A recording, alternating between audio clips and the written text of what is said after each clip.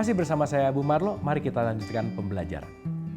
Kalau kita berbicara masalah konteks kehidupan ini, kan kata-katanya kullu nafsin zaikatul maut, setiap nafs akan menghadapi yang namanya maut. Bahwa pertanggungjawaban juga urusannya tidak dalam konteks yang namanya jasmaniahnya, bukan.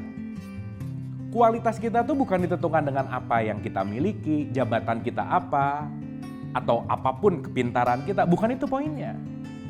Tetapi apakah yang dititipkan itu semua membawa jalan kita untuk menuju kepada kesadaran yang lebih tinggi, untuk mewujudkan apa yang kita lakukan di semesta raya ini outputnya adalah kebermanfaatan. Dan kebermanfaatan itu outputnya bukan pada jasmania, tetapi pada konteks yang namanya ruhani. Di mana ruhani ini pasti ada jiwa, ada ruh. Maka inti dari zakat itu tidak berbicara masalah hartanya sebetulnya, nggak berbicara masalah materinya. Tetapi bagaimana materi ini kita sadari bahwa ini bukan milik saya, ini bukan kepunyaan saya. Jangan lupa kita ini semua hanya tamu semesta yang datang ke sini, hanya diberikan fasilitas di mana fasilitas ini semua hanya mau menghantarkan kita menuju kepada kesadaran dan kebermanfaatan. Bukan saya memberikannya, bukan masalah hartanya. Betul ada kata-kata bahwa zakat itu menyucikan harta, iya. Tetapi di surat 91:6 ayat dan 7, 91:6 dan 7, itu konteksnya adalah membersihkan jiwa. Maka mohon maaf, semesta ini nggak pernah tahu rupiah sebenarnya.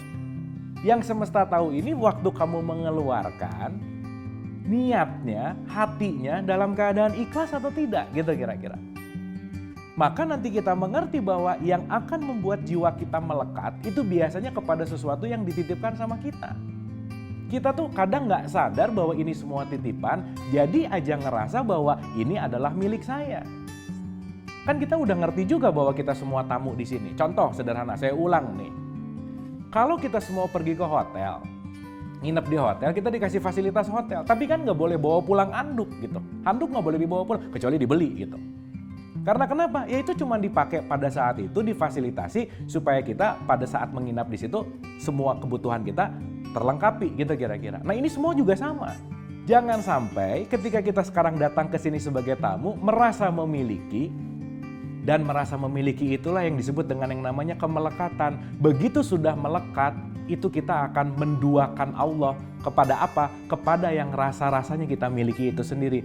Dan yang paling tinggi konteks kemelekatannya itu biasanya terletak pada harta. Maka kamu akan diuji dengan hartamu dan dirimu. Maka semakin kita sadar itu bukan punya kita, maka kita akan mendistribusikannya di jalan Allah itu sendiri. Maka ada konteks yang namanya zakah. Zakah itu menyucikan jiwa dengan cara apa? Melepaskan semua kemelekatan-kemelekatan. Wabil khusus dalam konteks ini disebut dengan yang namanya harta gitu kira-kira. Bukan masalah berapanya nih, ya itu penting. Tetapi yang jauh lebih penting adalah melepaskan kepemilikannya. Makanya nanti ada zakat, ada sedekah. Sedekah itu membenarkan. Dari kata sidik, membenarkan kalau ini bukan punya saya, sehingga hasil daripada membenarkan itu saya menjadi zakah. Zakah itu artinya jadi suci, jadi bersih gitu kira-kira. Jadi mudah-mudahan setelah ngerti ini kita terbebas dari orang pelit gitu. Terbebas dari kekikiran. Karena kikir dan pelit itu membuktikan bahwa kemelekatan kita terhadap harta itu tinggi banget. Semakin kita melekat, semakin Allahnya jadi nomor 2, nomor 3, nomor 4 gitu. Dalam konteks ketika kita melihat misalkan ada kedengkian, keirian di dalam diri, kan kadang-kadang tetangga yang beli kompor yang panas saya, tetangga yang beli mobil yang pusing saya. Kenapa dia begitu, kenapa dia begini dan seterusnya.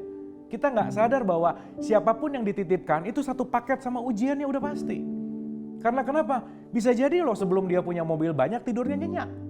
Tapi setelah dia mobilnya banyak, jam 2 pagi bangun, jam 3 pagi bangun. Kenapa? Masih ada nggak? Dia jadi kekhawatiran takut hilang. Kenapa? Melekat. Semakin kita melekat kepada selain Allah, semakin kita tidak akan bisa menikmati kehidupan, bersyukur, mengalirkan kehidupan, apalagi mau mencari ridho Allah. Disitulah pentingnya kita berzakat. Disitulah pentingnya konsep yang namanya zakat. Dialah yang awal dan yang akhir gitu ya. Kita sudah tahu tuh di surat 57 ayat 3 bahwa dia meniupkan ruh. Nah, kita yang sejati itu adalah ruh ini sendiri. Di mana si ruh ini dilengkapi dengan yang namanya jiwa. Di mana Semuanya dikemas dalam konteks yang namanya badaniyah, jasmaniyah, yang disebut dengan yang namanya jasad gitu kira-kira. Jangan lupa dalam konteks jiwa ini kita dikasih keinginan atau ego. Dimana ketika kita lahir, begitu kita dikasih nama, kita melekat kepada nama. Dikasih gelar, melekat kepada gelar. Dikasih sesuatu, melekat kepada sesuatu itu. Contoh sederhana. Begitu kita diberikan fasilitas yang namanya harta, jangan lupa harta ini sejatinya hanya milik Allah. Kamu dititipkan harta ini untuk membuat proses pembelajaran dalam sekolah kehidupan ini menuju kepada Allah juga, gitu kira-kira. Kalau kita pernah beli mobil, mobil itu pasti perlu bensin, betul nggak? Karena kalau nggak ada bensin, mobil nggak mungkin jalan. Pertanyaannya, beli mobil kan bukan buat ngumpulin bensin, bukan. Tapi bensin diperlukan supaya mobil bisa bergerak. Karena kalau nggak ada bensin, mobil nggak bisa bergerak. Jadi poinnya bukan mengumpulkan bensin, ini penting banget nih. Nah, kita analogikan bahwa mobil itu adalah hidup, bensin itu adalah uangnya. Kita ini hidup bukan untuk mengumpulkan uang, bukan. Uang adalah bensin supaya kita bergerak maju menuju Allah. Jadi bukan untuk dikumpulkan, bukan untuk dalam tanda petik ditumpuk sehingga kekayaan dan seterusnya. Bukan itu poinnya. Tetapi semua fasilitas itu adalah bensin kita untuk bergerak maju menuju kepada Allah. Nah, bahayanya ketika harta ini kita rasa punya kita, akhirnya kepemilikannya tinggi, akhirnya saya merasa memiliki lebih dan lebih, akhirnya saya menuhankan harta. Jadilah orang kikir. Jangan lupa, salah satu sifatnya iblis itu kan kikir. Ngerasa kalau ini hasil kerja keras saya tuh ya dapat ini ya, kepala jadi kaki, kaki jadi kepala, peras keringat, banting tulang ini semua. Lupa, padahal itu adalah anugerah Allah. Dan yang paling terpenting nanti adalah sadarilah bahwa ketika kita mengeluarkannya pun jangan pernah merasa bahwa saya sedang menolong dia. Semua yang kita keluarkan itu bukan untuk orang lain, untuk diri sendiri. Karena yang menolong itu hanya Allah. Apalagi dengan itu ada kesombongan-kesombongan. Oh, ini kalau nggak ditolong sama saya nih nggak akan begini nih. Nah, mulai itu kesombongan-kesombongan yang dalam konteks ketika tidak disadari bahwa jangan lupa kita nggak bisa apa-apa sebetulnya. Yang menolong tuh hanya Allah. Kita hanya diberikan fasilitas kepada siapapun yang membutuhkan. Untuk apa?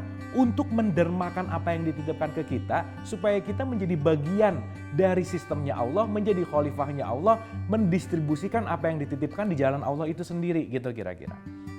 Karena nanti sebetulnya apapun yang kita lakukan dalam bentuk kebaikan, itu adalah pembersihan jiwa sebetulnya. Itu adalah manzakah.